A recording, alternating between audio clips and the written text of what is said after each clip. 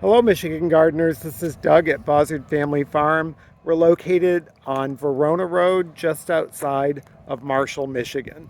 It's Tuesday, April 12th, 2022. We finally have a beautiful, sunny, warm day. However, the forecast is that it's going to go cold again by Easter weekend. But still a great time to plant perennials. We have a big assortment of perennials already dug and divided and potted up. This is the pergola here, and that's where we keep the shadier perennials, and I've started on the shadier ones. They're later to emerge, the hostas and astilbe and things like that, so I don't have those all potted up yet. But most of the sun perennials I've done. I still got some ornamental grasses I'm going to do, but for the most part, we've gotten through the garden. I thought I'd take you up into the garden and show you a little bit of color that we have at this point.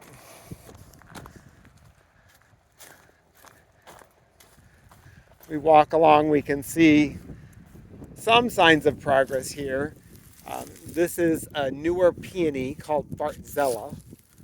It is a yellow one, and it's one of the Itoh, I-T-O-H, Itoh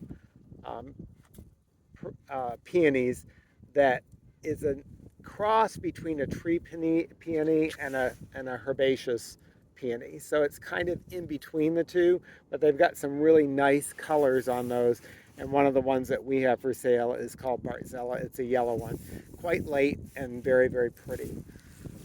You can see a lot of bulbs are getting ready to come on daffodils. But over here is one of our newer perennials. And we have some of these coming in May. I don't have them yet, but these are hellebores or Lenten rose. And here's a pink one. Here's a burgundy one. And here's a white one that has the kind of the pink flecks inside on the petals. These are a couple years old. It really takes hellebores a while to settle in and get to the point where they're producing color. These will get bigger and bigger as clumps. I have them in the shade of some PG hydrangeas that are over here. This one's called Little Lamb, these bushes, so they provide it with some shade. And then this crabapple provides it with some shade during the afternoon sun. The hellebores really don't want to be in full sun, some part sun, but at this point they love it because they're an early spring flowering plant. In the southern states, they're often called a Christmas rose because they'll show up at Christmas time. They just need a little bit of warmth to get going. That most years they would have been going before now, but this year has been so unseasonably cold here in Michigan, they're just getting started. So they're a new plant for us, and like I said, we'll have some of those in early May, but they're plants like peonies. You really need to plant them and leave them and let them stay in that clump for a long time before you decide to dig and divide it, because they really like to settle in for the long run. The nice thing is you don't have to do anything with them, and they make a nice clump. And the foliage, this foliage will get replaced, this old brown foliage, with the newer foliage coming at the bottom. So this is left over from last year, but that'll get covered up by the new foliage. Again, you can see some peonies in the background, just breaking through the ground. Again, most years they'd be a little further ahead than that. And then we do have a few daffodils starting. And I've already gotten catalogs this spring trying to get me to order daffodils for this fall, because they know the daffodils are out now, and that's when people will think about ordering the bulbs. This one is tete-a-tete. It's a small miniature one. It's one of the first ones to bloom. Got a little clump there. Here are the oriental poppies. They're up, and they're one of the first ones to flower. Those bright orangey red poppy flowers that you'll see in May. And here's a little clump of tete-a-tetes, these daffodils that are blooming really nicely. And then along the road we have a variety that will just continue to bloom through much of the spring.